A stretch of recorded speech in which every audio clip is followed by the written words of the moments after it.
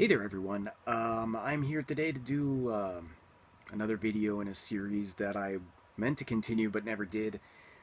This is my games and me. I don't remember what it was called actually. Me and my games, maybe. But I've only done one episode of this series, and it was previously about Kid Icarus.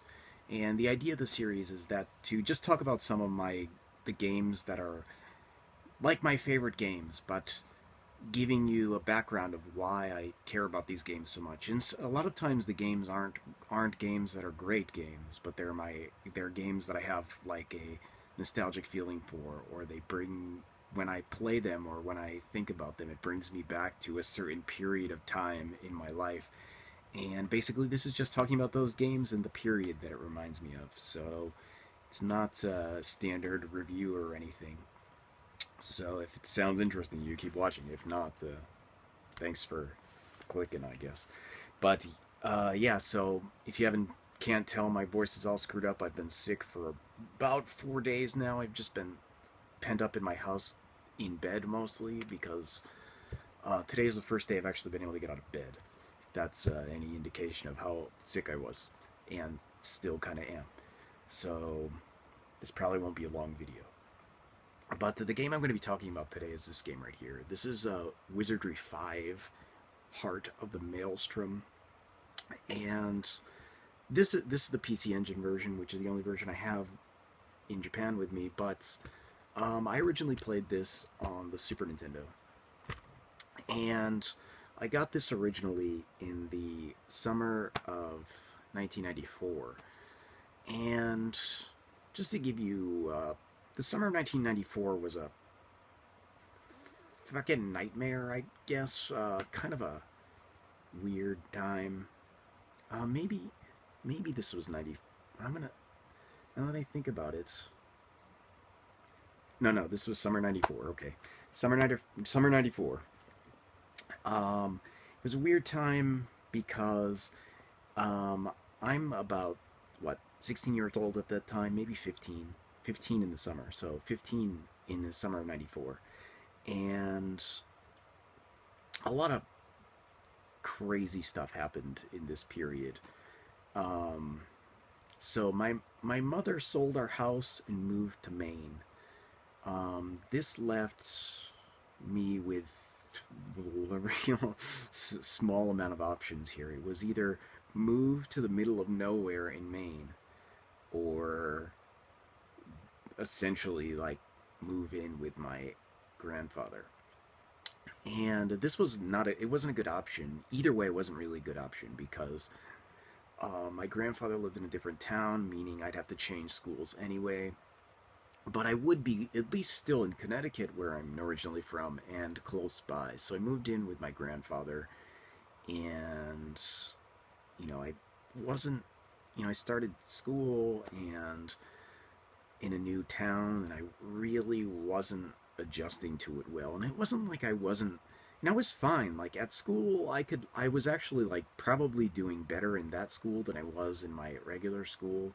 I, I'm it's not hard for me to make friends or anything. I'm not like a horrible social outcast, but like I was just so not like functioning correctly, and there was some other stuff going on then too, which is like too much to explain in one video related to this game because I'll never get to the game. But after 3 months of that, maybe like the first half of the year, I ended up moving out of my grandfather's house and in with my grandmother, who lived again in another town, but I could return to my old school, which was good. It was better because like I could go to back to the high school I was going to and kind of slot myself back into my classes. And this was okay. It was okay. But I'm living with my grandmother now, and she's remarried to another guy, and he is like not happy that I'm there. Um, so it was like constantly living in a hostile environment. Like I was like in my room all the time, and I spent like a ton of time just essentially just locked in this tiny little room. I wasn't locked in, but like I just didn't want to come out. and my friends are like 15 or 16, but nobody really had a car or license at the time, and nobody was like, it was pretty rare that I could get someone to come pick me up, and even then only on the weekends. So um, during the week, pretty much every day, I'm just stuck in my room all day, all night. And that's that's where this game comes in, Wizardry 5. And I picked up Wizardry 5 on the Super Nintendo because I had played Wizardry games before, previously on the PC when I was younger, and I remembered having a lot of fun with them, and remembered like that they were intensive, like it would fill up a lot of time to play them. So I found Wizardry 5 at the shopping mall, and it was marked down really cheap. Go figure. Nobody on their Super Nintendo wanted to play a first-person dungeon crawler. But it was like $15 or something, and that's like pretty cheap for a new game that had come out like only months previously. So you could guess how well it sold. But it was put out by Capcom, and I thought, like, I love Capcom, and I played Wizardry, and I'm just gonna get it. I'm gonna get it. It's $15. It's not that much. It's gonna fill up a lot of time for me.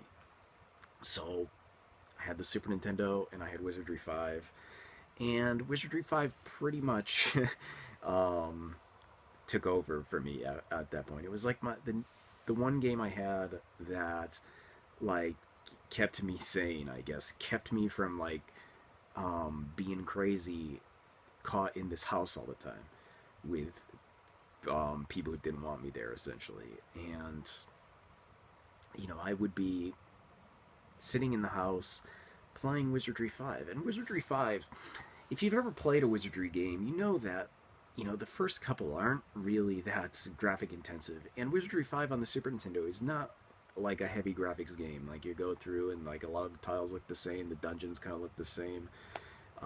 They change a bit every once in a while. The enemies aren't that well drawn or anything. It's not like a super intensive game, but it's not easy either, and it does make you think about how you're gonna fight things, how you're gonna not die, how you're gonna get through the game. And when I'm playing this, it was like I would do stupid things on purpose just to do them.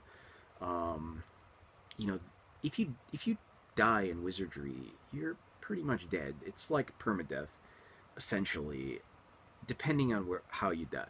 So, for example, if you are a party and you have teleport, you can teleport anywhere you want, and this is true of all the Wizardry games. You can the the grid base. It's a grid based system on the dungeons where you can teleport through the dungeons to any level, and anywhere you go. But the problem with that is that um, if you can teleport below or up, but if you don't have the map, you don't know where you're going to teleport. You can put in coordinates, but like, if that floor even exists, or if there's a spot you can teleport into, you'll die, and you'll teleport into a rock or something, and just your whole party is wiped. Impossible to get them again. That's a permadeath. They're just gone. So I spent plenty of time just like trying to find secret floors that I didn't. This is like not really where you can go to the internet and look this stuff up. So I was like, okay, I wonder if there's a floor 99 that's like a secret floor. So I'd like make a party and level them up to get teleport, which is not a small amount of time. And then I'd uh, teleport them randomly to level 99 and hope that I landed on there's no level 99 in Wizardry 5, which I learned. But this is the kind of thing I do with Wizardry, just because like I had beat it and I had so much time left, and I would just had so much time with it. But it's such a good game that it was the kind of thing where like, you make a party and you just like make goofy challenge parties where you're like, okay, how can I make a party that's going to make this really difficult? So you'll make like a party of 6 thieves or something, and you try to get through the game. And it's not always possible. Like, sometimes it's just not going to work out for you, because if you can make a party of 6 wizards, like, it's hard to get through the initial part of the game. Um, Not so hard later though, if you can imagine, like D&D really. But yeah, there's just a lot of stuff in the game that is really fun. But like, in between this situation where like I'm sitting in this room all the time, um, doing do like with so much like to worry about, and so much like stuff that's going on, and and it was like just like a hostile environment, like to the point where like my friends would call, and like the my I guess step grandfather, whatever, my grandmother's husband would like tell them I wasn't there when I was there. It was the only place I could be. I mean, I could never left the house unless somebody came and got me, and and he would just like make up stupid shit too. And like, my friends would call, "Is Joe there?" "No, he's out hula dancing," or something like that, and then he'd just hang up. That was that was the reality I was living. It was just like a shitty time. And like Wizardry 5, you know, thinking about this game, like it saved me. Like seriously, without Wizardry 5, I wouldn't have been able to last there as long as I did, which wasn't even that long.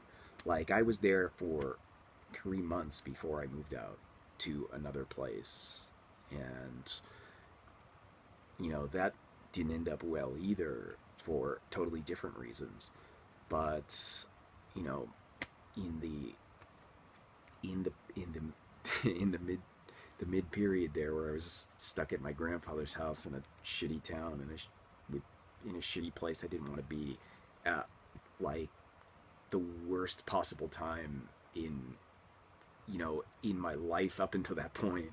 um Wizardry 5 here is like kind of a shining beacon of you know good memory from that period where there were very few good memories.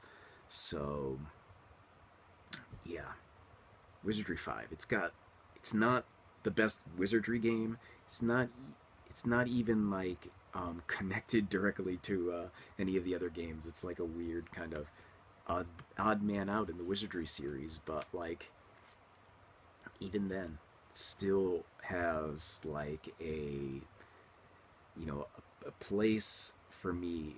There's always a little bit of Wizardry 5 going on, kind of like right here for me, because it it really did help. It was a game that helped, and